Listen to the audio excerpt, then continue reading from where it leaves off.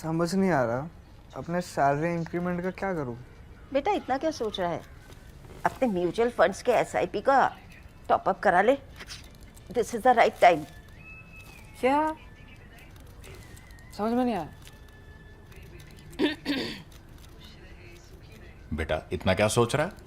अपने mutual funds का SIP top up करा ले। This is the right time. अब समझा।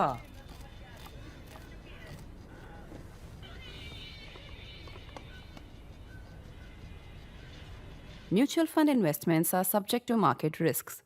Read all scheme related documents carefully.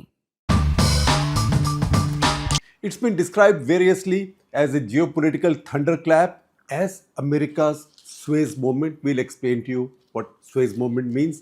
It's also something that's been put very succinctly in this headline in the Pakistani newspaper, The News. Please see this headline, the screenshot of the paper. It says, Pakistan's military might, Saudi financial heft to redraw Gulf security map.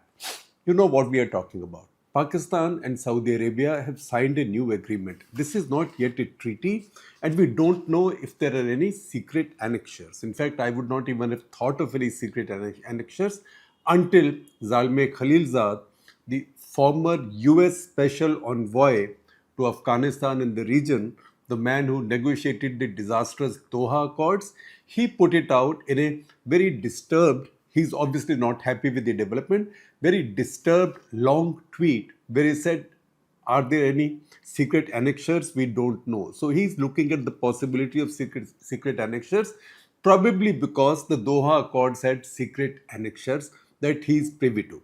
That said, we don't have to worry about any secret annexures now because what is there on the record is significant enough.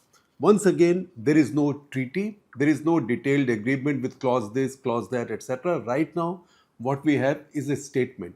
Each side, the Pakistani side and the Saudi side, has issued a statement about this long. You can see screenshots on your screen. And this is after a meeting between the Pakistani Prime Minister, Shehbaz Sharif. Obviously, Shehbaz Sharif is always accompanied by his constant chaperone, Asim Munir, Field Marshal Asim Munir. After that, the statements have been issued. The statement has the usual flowery language, but it has one very important expression.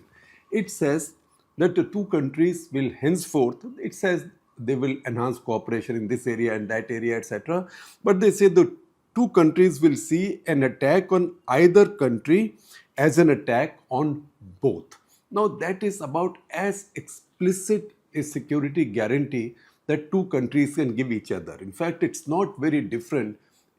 If at all it is different, it is in the sense that it's even more directly worded than Article 5 of NATO. Article 5 of NATO's treaty document says that if any NATO country comes under attack, every other NATO country will see it as an attack on itself, right? These two countries now, Pakistan and Saudi Arabia, the richest country in that neighborhood and also the strongest military in that neighborhood. That neighborhood means west of India, between India and Israel. Those two countries have signed this accord, which basically commits each to defending the other in case the other faces aggression. This is a very important event, and the global strategic community is abuzz with it. We see a lot of tweets. There is a lot of excitement on the part of the Pakistanis. There is also, interestingly, a lot of excitement on the part of the Saudis. High Saudi officials, including cabinet ministers, have been tweeting on this, really hailing this as a big breakthrough. So we have to look at a few things. I can take you through history, geography, psychology, philosophy, religiosity, etc., etc. But all of that is not relevant right now. Let's stick to the motives of this agreement and what does this agreement mean. Because to get into that analysis, we will have to first examine where each country's threats come from. As far as Pakistan is concerned, it's very simple. Pakistan, if anything, has clarity, great clarity on this. Its only threat is from India. It has internal threats, maybe in KPK, Tehreek-e-Taliban Pakistan, from Baluch rebels, but those are internal insurgencies which armies in our region know how to handle, or at least they think they know how to handle. At least for that, they don't need foreign support. In any case, Saudi Arabia does not have the kind of military that will go and fight for another country. In fact, Saudi Arabia's military, if anything, has greatly struggled to fight for its own country. In 2015, they, if I may say so, made the mistake of invading Yemen and never recovered from that. And then other people had to come in, and lately Israelis have been fighting that war for the Saudis. Americans have also contributed to it now, particularly after Donald Trump's return. So Saudis are not about to go fighting anywhere. So they will not come to Pakistan's aid. Physically, Pakistan's only threat is India. So will the Saudis go to war with India in case another big terror attack takes place and India carries out retaliatory strikes in Pakistan? I would say theoretically, once the agreement is there, you cannot rule anything out, but I would say this is a near impossibility. So Pakistan, only one threat. Who are Saudi Arabia's threats? Saudi Arabia has never been involved in a war with Israel through its entire history. I see a lot of excitement in Pakistan, on Pakistani media, in the Pakistani commentariat, also in the Pakistani establishment, that this has become some kind of an anti-Israel alliance. I would caution restraint. I will just give you a little chronology. And this is the chronology of what you might call as Arab-Israeli wars. 1948, Israel and the Palestinians and others joined in. 1956, the Suez Crisis. 1967, the Six-Day War. 1973, the Yom Kippur War. And after that, many mini wars. And then some more than mini wars like Bekaa Valley Offensive, for example. Many Israeli offensives in Lebanon, in Syria. And finally, the warfare in Gaza, the pulverization of Gaza. In none of these has Saudi Arabia been involved. We have to analyze the present and gaze at the future by looking at history. Saudi Arabia has always made sure it is not at odds with Israel, and there is a very simple reason why.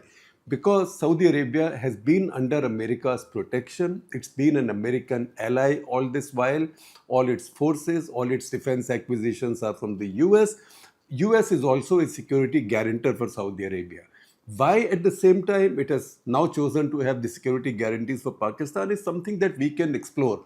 All I'm trying to tell you is don't make the instinctive jump into the belief or into the rumors that this is a new alliance against Israel. So I see that analysis also, that the Middle East now has two nuclear alliances. One is US and Israel, and second is Saudi Arabia and Pakistan. Quite to the contrary. I don't think Saudi Arabia is breaking away from the US. There is far too much in common there, far too much shared there. Saudi Arabia is now, Prince Mohammed bin Salman is modernizing his country. His country is transforming radically. He's also building these humongous new projects, including Neom City. For all of these, humongous amounts of global capital is needed, and also global buying power is needed. That buying power will include rich Indians as well. So there is no way he's breaking away from his Western alliance. He's playing a different game.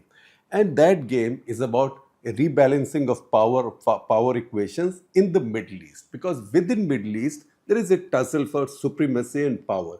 And we have explained this to you many times. Because there are many countries in the Middle East, but there are about 4 or 5 countries with sizable populations. Egypt is one. Egypt is a civilizational state, as is Iran, as is Iraq. You could even say Turkey is a civilizational state. So these are 4 states of some size. And then there is Saudi Arabia, which in terms of population may not be of a comparable size, but in terms of the size of the economy, its alliances in the West, is a very powerful country. These countries, Egypt is more or less out of the power tussle in the Middle East now.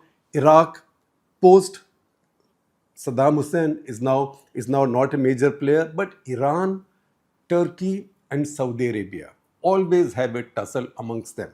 Now between Iran and Saudi Arabia, you might say there is the Shia-Sunni issue, that Iran sees itself as the leader of Shias, or the Shias of the world see Iran as their leader, whereas Saudi Arabia represents the Sunnis more strongly. With Turkey, that doesn't apply. Turkey is also a Sunni country. So Turkey also wants supremacy in the Islamic world, in the Middle East. And it's in that competition that Saudi Arabia also is trying to reposition itself. Saudi Arabia otherwise has no enemies to worry about.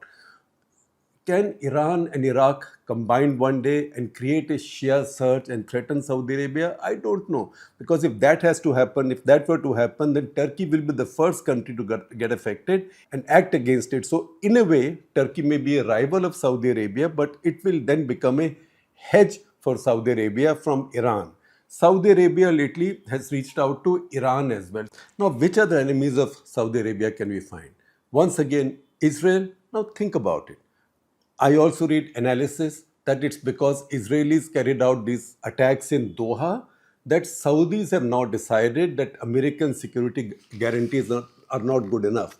That if the Americans could not protect Doha, the city of Doha, while they have such a huge central command presence there, their biggest air base in the Middle East is in Qatar, and yet Israelis came and attacked these buildings housing Hamas leaders in Qatar. How could Saudi Arabia trust the Americans now from a likely attack from the Israelis? That's a little bit of a joke. Simply because if anybody believes that the Americans didn't know this attack was taking place in Doha, or that the Americans did not in some way let the Qataris know, but gave them plausible deniability, because it is not possible given the amount of equipment, the amount of sensors, radars, fighter aircraft, missiles that Qatar has, that such an attack can take place without Qatar knowing about this. So in the Middle East, it's also a case of some mile hue hain. Israeli planes that have been routinely going to Iran and attacking deep inside Iran, almost up to 2,000 kilometers away from Israel's air bases. They've been refueling on the way. They've been overflying Saudi and Jordanian territories. Even the Israeli aircraft that came and hit Doha either overflew Saudi airspace, or maybe they must have come hugging Saudi airspace over the Red Sea. See the geography of the region. There isn't much other option available. A fighter plane cannot fly through a tunnel underneath a big peninsular landmass. It cannot happen. So this is a geography where nobody's anybody's friend. Pardon me for using that example. Once again, easy enough to understand. Who do the Pakistanis worry about? But who do the Saudis worry about? We still haven't figured out. The only force they have fought with in the past many decades are the Houthis in Yemen. In 2015, they carried out an invasion, which we told you did not go right for them. Finally, other people had to help them. Even for their bombing missions, Americans had to help them with refueling, etc. The fact is, it was smarting under the Houthi Yemen experience that Saudis also set up an organization. It's a long name. It's Islamic Military Counter-Terrorism Coalition, IMCTC. And who did they choose to head it? They chose General Raheel Sharif, a rare Pakistani army chief who retired on due date, did not seek an extension. Obviously, he found something much more lucrative here. He took up this job in 2017. He's still holding that job. For 8 years, he's had that job. And yet, given the presence of this organization and the Pakistani general there, Israeli aircraft were still able to go over that airspace and hit Doha, and before that Iran at will. That reminds us once again that nothing in the Middle East is 2 plus 2 equals 4. And yet Houthis were able to hit back at them, also hit some important oil targets in Saudi Arabia, until the Israelis got involved in subduing the Houthis, also in drawing the Houthi fire upon themselves. And when the Houthis fire at Israel, I told you just now that Israeli aircraft have been overflying Jordan and Saudi Arabia to go and bomb Iran. Even when Houthis and the Iranians have been firing missiles at Israel, Saudi Arabians have also been intercepting those missiles and preventing those from hitting their targets in Israel. The excuse being, we have to defend our airspace. So this is all a very complicated situation. In the Middle East, however, the fears come from elsewhere. The American security guarantees are one thing, People have said this is America's Suez moment. I mentioned this to you earlier. What does the Suez moment mean? A Suez moment means when big powers, preeminent powers, suddenly realize that their influence has died. And Suez moment refers to what happened in 1956 when Egypt decided to claim sovereignty over the Suez Canal. So the imperial British power and the French colonial power both were challenged. So that is a Suez moment. And Britain and France, two preeminent powers, realized that they were not so powerful anymore. So this Saudi-Pakistan agreement also has been described like that by critics of America. That see now Americans are getting their comeuppance, their influence in the world is now waning, that it is genuinely becoming a multi-aligned, multipolar world. One new pole has emerged now, and now instead of trusting America as the overarching security guarantor, more and more regions in the world will seek a regional security guarantor. I don't think it's as complicated as that. It's actually much simpler.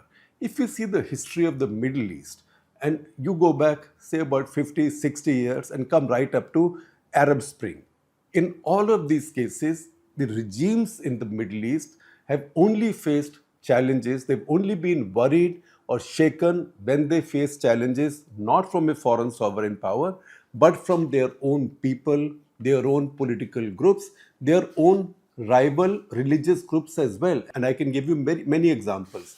In many of these cases, when these challenges have come up, because these are non-democratic societies, the rulers are dictatorial, they are able to manage their sway on power because the countries have become so rich and they produce so much surplus cash because of oil, which in different ways they can distribute to their people to keep them loyal. Also, they use it to bring immigrants from outside and build new modern economies.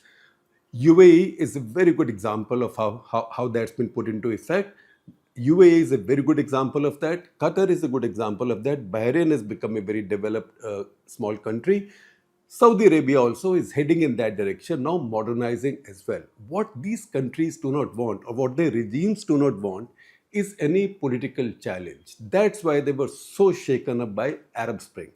Before that, I will give you a couple of examples. And what happened in each case, there is something common in those stories. In 1970, September 1970, Jordan, the king of Jordan, was shaken, challenged by a big uprising by Palestinians. That is called the Black September uprising. What happened then? King Hussein of Jordan, then the redoubtable King Hussein, was absolutely on the edge. Who saved his reign, his throne, and his life? It was the Pakistani army. Pakistani army then had a large contingent in Jordan for training. As training is just a euphemism. You are there because you are trusted more as an outside army, as an army from another country which does not have a political stake in your country. In that case, it was the second division of Pakistani army headed by who? But Major General Ziaul Haq. He carried out, Pakistani army under him carried out an almighty massacre of Palestinians. History has recorded up to about 25 to 30,000 Palestinians massacred. This is September 1970. These Palestinian groups then broke up and they were exiled to different countries. Many of them went to Lebanon. They then carried out a series of terror attacks in different parts of the world, including the Munich Olympic massacre of Israeli athletes. That group was called the Black September Group. So what was the notable fact there? That the Pakistani army had become a security provider, a critical security provider to the regime of the day or to the royalty ruling Jordan when they faced a survival challenge. Then you come to 1979 November. That's when the siege of the Grand Mosque in Mecca takes place. Now this is a complicated story. I will not get into explaining that to you. Maybe one of these days, Praveen Swami is more up his street. Suffice it to say for now that ultra fundamentalist groups of a type who did not quite accept or respect the Saudi royalty or the status of the Saudi king as the custodian of the holy mosques. They took over the Grand Mosque in Mecca. The local security tried to fight their way in. They were shot down. Then a force was put together. The French sent 3 experts, anti-terror experts, because they were not Muslim. They could not operate in Mecca. They lived in a city close by, planned operations from there. Pakistani troops also got involved in that operation to clear out the mosques. So once again, what was the common factor? Pakistanis got involved. I will take you a year backwards from 1970 as well to 1969. Saudi Arabia's problems with Yemen did not start today. Yemen was always a very poor country. Saudi Arabia wasn't as rich as it is now. It was still rediscovering itself. Oil was discovering a new price, and real price was discovered only after 1973, the Yom Kippur War. But Saudi Arabia was still a nation of some consequence, had some money. Saudi Arabia did not really have a proper army or an air force. Saudi Arabia in 1967 had contracted to get a bunch of Pakistani officers, trainers, pilots on deputation. In fact, when Royal Saudi Air Force was founded in 1969 or thereabouts, its initial team of pilots was all on deputation from Pakistan Air Force. These Pakistan Air Force pilots flying Saudi Air Force planes carried out raids, attacks on southern Yemen, because southern Yemen was carrying out intrusions in Saudi Arabia. The Pakistani army also deployed at least 1 battalion on the Saudi-Yemen border to prevent further intrusions. This relationship has continued since then. Over time, it became richer, more profitable for Pakistan and Pakistan Army, profitable in many ways, institutionally for Pakistani Army, for Pakistan as a nation because they got paid for it, and also for many individuals in the Pakistani Armed Forces who got enriched because of this connection. After that, 1979 was a remarkable year. We tend to say, 1984 was the most important year in history, or 1962 was the most important year in history. But think about 1979. 1979, when the seizure of the Grand Mosque took place, that is also the year that the Iranian Revolution took place. It's also the year that Soviets invaded Afghanistan. It is also when Zia had just taken over power after deposing Bhutto in Pakistan, and he was consolidating his power. Now, this had created such a mood of uncertainty and fear in Saudi Arabia that the Saudi king now wanted a large contingent of Pakistani troops. In Pakistan, obviously, Zia agreed to do that. He was very happy to do that. However, one hurdle arose because the Saudis told the Pakistanis, send us your army, send us your troops, and they were willing to take, or they were keen to take about 15,000 troops, but send us no Shias, send us only Sunnis. And Ziaul Haq said no. Ziaul Haq said in Pakistan Army, they do not make a Shia-Sunni distinction. So that dragged on for some time. Ultimately, I'm sure some solution was found because at various points of time, up to 15,000 Pakistani soldiers, that is about 2 divisions worth of soldiers, were based in Saudi Arabia. That means that many people also underwritten, the costs underwritten by the Saudis. And now that the Saudis, particularly the Saudi royalty, had such a close shave, they decided that they had to get a more durable security arrangement. And that's why we saw in 1982 the Saudi-Pakistan Armed Forces Organization Agreement, whereby Pakistan were now to depute or post on deputation anything like 10 to 15,000 of their troops and officers in Saudi Arabia as on-ground security providers to the regime. Further on in 1990, as Saddam Hussein invaded Kuwait, once again the rich Arab countries all got very scared, and once again they would not fight to defend themselves, however good their aircraft might have been. They are not given to fighting. And then also they set up a multinational force. Basically, it was a force drawn from some Islamic nations, especially Pakistan, for the defense of Saudi Arabia. Defense of Saudi Arabia, not against the Americans, not against the Israelis, not against even the Iranians, but against a fellow Arab country, that is Saddam Hussein's Iraq. And that is also when large contingents of Pakistani forces landing up in Saudi Arabia, all paid for by the Saudis, of course. So this is a relationship that has gone on for a long time. After the 1998 nuclear test, the Saudi government hailed Pakistan for becoming the first Muslim nation with nuclear weapons. When the fighting in Kargil had just started in May. Then Saudi Defense Minister visited Pakistan's nuclear installations with Nawaz Sharif, who was then Prime Minister, and AQ Khan, the father of the Pakistani nuclear bomb. So this is a very deep connection. Many commentators have noted these facts that look, Pakistan and Saudi Arabia have always had this connection. Pakistan has always been a military manpower provider to Saudi Arabia, whereas Saudi Arabia has been kind of ATM for the Pakistanis, ATM with an open check. They can pull out what money they need at various points of time. So this is also a transactional relationship. So why is this one causing any excitement? The reason this is causing some excitement now is one, that because it's come so close to what's happened between India and Pakistan. So this is something that India has to take note of immediately.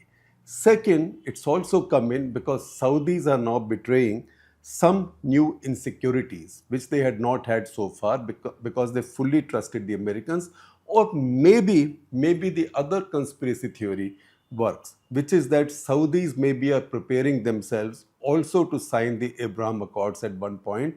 And as they do that, they want to make it sound like they are coming at it from a position of strength. At some point of time, we will get closer to some kind of a two-state solution. It will not make everybody happy, but there might be some possibilities therein. And if that happens, then Americans and Israelis would both want the Saudis into the tent. And for the Saudis get in there, isn't it better to do it from a position of strength when you say, I have a nuclear weapons power also behind me, than going there just as a supplicant of the Americans? I'm just listing all the theories for you. This is just one of those. You can make your own choice in terms of what you think looks more plausible.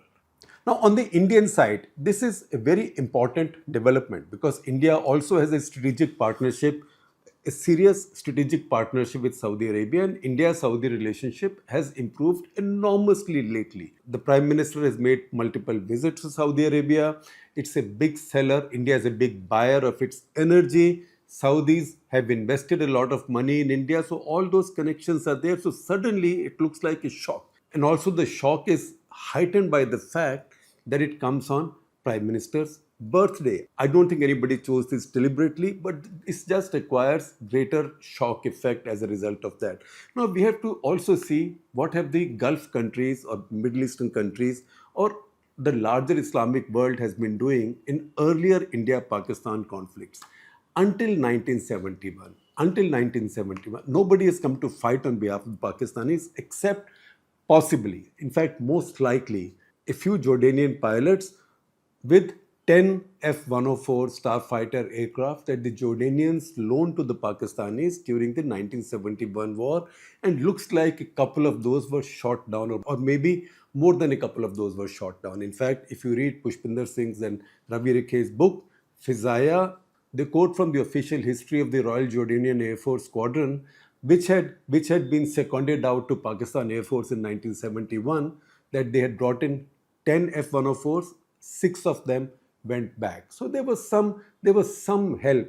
Beyond that, I don't find any reference, any evidence to anybody from any other country, any other Muslim country in this case, coming and fight for the Pakistanis. Shah of Iran in 71 gave Pakistan some equipment. Saudis, some of the others have always given Pakistan material help. In 1971, Henry Kissinger himself was asking Islamic countries and China to give Pakistan as much help as possible. But beyond that, this is not moved. So to think now that Saudis will somehow get involved directly or even indirectly in an India-Pakistan conflict in future is a bit of a stretch.